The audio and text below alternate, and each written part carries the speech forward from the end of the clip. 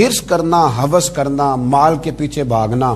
لوگ تعلیم حاصل کرتے ہیں تو مال کمانے کے لیے، ہنر سیکھتے ہیں تو مال کمانے کے لیے، کسی استاد کے پاس جاتے ہیں تو مال کمانے کا طریقہ سیکھنے کے لیے، کسی سے جرانہ لگاتے ہیں تو کہتے ہیں ذرا دیکھو تو صحیح آگے کیسے گیا ہے.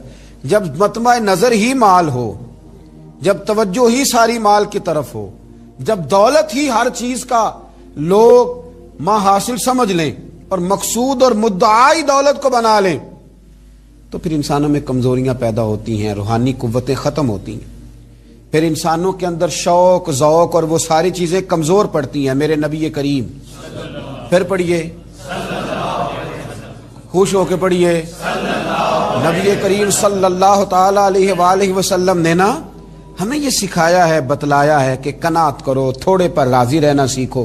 اور حضور علیہ الصلوۃ والسلام نے ارشاد فرمایا، مسند امام احمد بن حنبل میں حدیث موجود ہے، فرمایا اللہ تعالیٰ سے ایسی خواہشات سے پناہ مانگا کرو جو خواہشات تمہیں عیب میں ڈال دیں، اور فرمایا ایسی خواہش سے بھی اللہ کی پناہ مانگو جو خواہش پوری کرو تو وہ خواہش ایک اور خواہش میں ڈال دے. اللہ کی پناہ مانگو اس خواہش سے کہ جو پوری کی جائے تو پھر ایک اور خواہش میں تمہیں ڈال دے. اس سے اللہ تعالیٰ کی پناہ مانگو، پناہ مانگو، اللہ تبارک و تعالیٰ کی پناہ مانگو. بزرگوں نے لکھا ہے، حضرت محدث ابن جوزی علیہ رحمہ نے، کہ ایک شخص تھا، اس کے گھر میں ایک ناگن رہتی تھی. ناگن، وہ ناگن سونے کا انڈا دیتی تھی. بزرگ جب حکایات بیان کرتے تو سمجھانے کے لیے بیان کرتے. سونے کا انڈا دیتی تھی. اس ناگن نے اس طرح کیا کہ ایک دن اس کے گھوڑے کو ڈس لیا، گھوڑا مر گیا. گھر والوں نے شکایت کری کہ اس کو مار دینا چاہیے، گھوڑا آج اس کے ڈسنے سے مر گیا، یہ ناگن ہے، سونے کا انڈا تو دے گی لیکن ڈسے گی بھی ضرور، یہ ناگن ہے، انڈا سونے کا دے گی پر ڈسنا اس کی فطرت ہے، یہ ڈسے گی بھی. اس نے کہا بھی کوئی بات نہیں، سونے کے انڈے سے کئی گھوڑے آ جاتے ہیں، مر گیا تو کیا ہوا. کچھ دنوں کے بعد اس ناگن نے کتے کو ڈسا، کتا بھی مر گیا.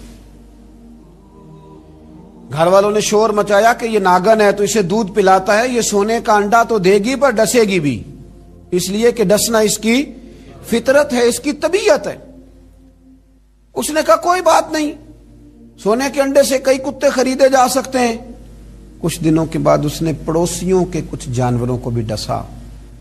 لیکن جب انسان کی آنکھوں کے سامنے سونے کے انڈے کی اینک لگی ہوتی ہے نا، پھر کتنے لوگ ڈسے جا رہے ہیں اس کی پرواہ نہیں ہوتی. جب سونے کے انڈوں کی اینک لگ جاتی ہے پھر کتنے غریبوں کی کٹیا جلتی ہے پر اس کی پرواہ نہیں ہوتی. جب سونے کے انڈوں کی اینک لگ جاتی ہے پھر کتنے رشتے ٹوٹتے ہیں، لوگ پرواہ نہیں کرتے. سونے کے انڈے کی اینک لگی ہوئی تھی. پھر ایک وقت ایسا بھی آیا کہ اس شخص کا ایک ہی جوان بیٹا تھا، ایک ہی بیٹا، جس کے لیے، جس کی طرف دیکھ دیکھ کے ماں باپ جیتے تھے، جو ان کی آرزوؤں کی امیدوں کا مسکن تھا، جو ان کی آنکھوں کی ٹھنڈک تھا، روشنی تھا. اس ناگن نے پھر اس بچے کو ڈسا، اور جب اس بچے کا جنازہ اٹھا تو پھر اس نے ہاتھ میں ڈنڈا پکڑا، اور ڈنڈا پکڑ کے جب وہ مارنے لگا نا ناگن کو، تو اس کی بیوی کہنے لگی اسے نہ مار، اپنے اندر کے لالچ کو ڈنڈا مار، اپنے اندر کی اس ہرس کو، اس ہوس کو، اس طمع کو، جس نے آج میرے بیٹے کی جان لے لی، جس نے ایک ماں کی گود اجاڑ ڈالی، جس نے اس گھر کی ساری خوشیوں کو تباہ کر دیا، اس لالچ پہ ڈنڈے برسا، جس نے تباہ کر کے رکھ دیا ہر چیز کو، جس نے کچھ بھی آج باقی نہیں چھوڑا. بے قدراں کچھ قدر نہ جاتی، کیتی خوب تسلی ہو، اے دنیا دار پجاری زر دے، کتیاں دے گل ٹلی ہو. میرے نبی کریم علیہ السلام نے فرمایا دنیا کا مال مردار ہے اور طلب کرنے والے کتے. مردار مال کو طلب کر رہے. بیٹے کا جنازہ اٹھ گیا، اب کیا فائدہ ہوا؟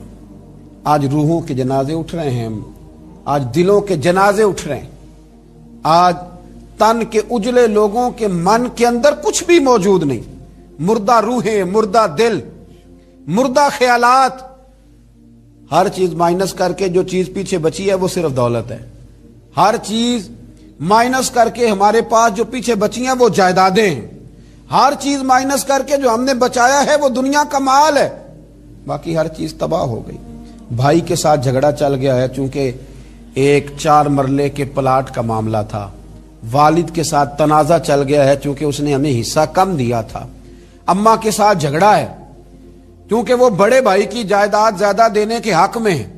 ہمارا اپنے دوستوں یاروں کے ساتھ جو رشتہ ہے وہ لالچ کا ہے. ہم نے ہر جگہ ہرس کا بازار گرم کیا ہے. طمع، لالچ، یہ ساری چیزیں اس تیزی کے ساتھ لوگوں نے اوڑھی ہیں کہ ہر طرف دولت کا بازار گرم ہے. یہ جو سڑک پہ جا رہے ہیں کچھ پیسے لینے جا رہے ہیں، کچھ لے کر کے واپس آ رہے ہیں، کچھ مزدوری کرنے جا رہے ہیں، کچھ مزدوری ڈھونڈنے جا رہے ہیں. دولت ہی دولت کا ہر طرف انبار لگ گیا ہے.